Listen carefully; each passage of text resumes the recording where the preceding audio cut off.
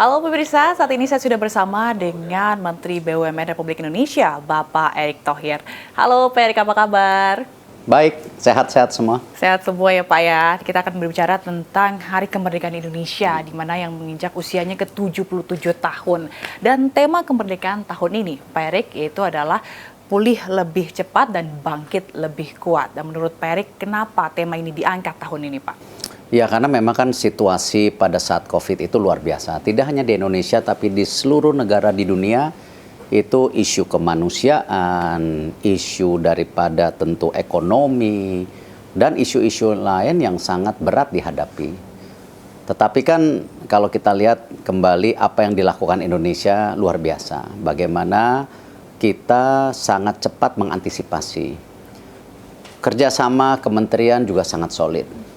Dukungan daripada alim ulama, tokoh-tokoh agama, TNI Polri juga sangat solid. Inilah kekuatan bangsa kita.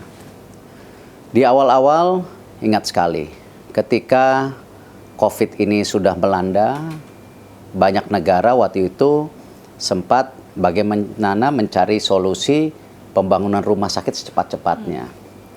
Ya, rezeki anak soleh ya.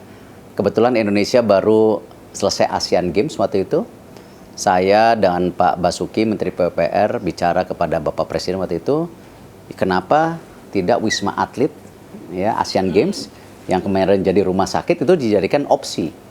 Dan itu kan kita nggak perlu bangun lagi. Dan sehingga di awal-awal ketika belasan ribu mesti mencari tempat penanganan COVID, kita sudah punya rumah sakit darurat terbesar waktu itu. Belum lagi bagaimana kerjasama dorongan Bapak Presiden waktu itu menugaskan, ayo cari vaksin. Saya dengan Bu Menlu, kita mencari vaksin waktu itu sampai ke Cina, ke Inggris waktu itu. Akhirnya kita mendapat Sinovac dan juga AstraZeneca. Baik, tentunya cita-cita ini harus dibarengi dengan atau dilakukan dengan upaya bersih-bersih di dalam kementeriannya sendiri, termasuk BUMN gitu ya Pak. Kalau kita lihat juga Pak Erick sempat bersih-bersih kasus yang begitu besar, Jiwasraya dan Asabri.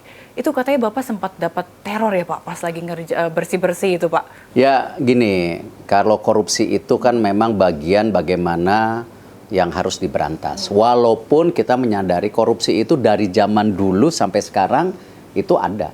Tetapi kan kita harus meminimal korupsi ini. Karena korupsi ini tentu, apalagi korupsi uang rakyat, uang pemerintah, ini sangat menyakitkan.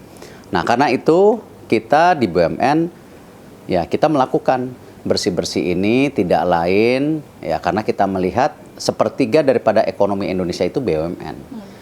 Artinya, kalau BUMN-nya korup sehingga tidak sehat, bagaimana BUMN bisa menjadi sebuah korporasi yang baik dan bisa menjadi bagian ketika pemerintah mengintervensi kebijakan dengan kebijakan ketika ada ketidakkeseimbangan. Contoh pada saat COVID, tidak mungkin kalau BUMN ini sakit, ketika harga masker itu 100.000 bulan Maret tahun 2020, kita waktu itu operasi pasar Rp5.000. Berarti apa? Marginnya sangat kecil, tipis. Tapi harus kita lakukan. Nah, itu kalau bisa dilakukan kalau BUMN-nya sehat. Nah, karena itu bersih-bersih dilakukan. Lalu kalau kita di momen kemerdekaan ini, apa sih Pak di usianya yang ke-77 tahun ini yang ibaratnya bisa dibanggakan atau menjadi kebanggaan Indonesia? Ya, banyak hal ya yang sudah dilakukan bangsa Indonesia selama 77 tahun ini. Kalau kita ceritain satu persatu bisa 4,5 jam nih. Ya. Bisa Tetapi gini, ya Pak. ada kekuatan yang luar biasa. Bagaimana bangsa kita ini dari krisis ke krisis terus bersatu. Berarti intinya persatuan Indonesia begitu ya Pak. Kalau tadi kita udah ngomongin kebanggaan, tidak bisa dipungkiri pasti masih banyak PR-PR besar yang harus dihadapi Indonesia. Menurut Bapak, apa saja PR besar itu? Masing-masing generasi punya isu yang berbeda. Masing-masing periode pemerintahan 10 sampai 15 tahun punya isu yang berbeda. Hari ini seluruh dunia termasuk di Indonesia dihadapi perubahan yang sangat luar biasa. Ada perubahan iklim yang tidak menentu. Perubahan digitalisasi yang sangat juga menghilangkan banyak pekerjaan dan juga jenis usaha. Belum lagi kesehatan yang kita tidak tahu apakah pandemi nggak datang lagi. Semoga semuanya bisa menjadi kenyataan kalau misalnya kita bersatu untuk membangun Indonesia lebih baik lagi. Terima kasih Pak Erik telah bergabung bersama kami di momen kemerdekaan ini. Sehat selalu Pak. Dirgahayu. Dirgahayu Indonesia.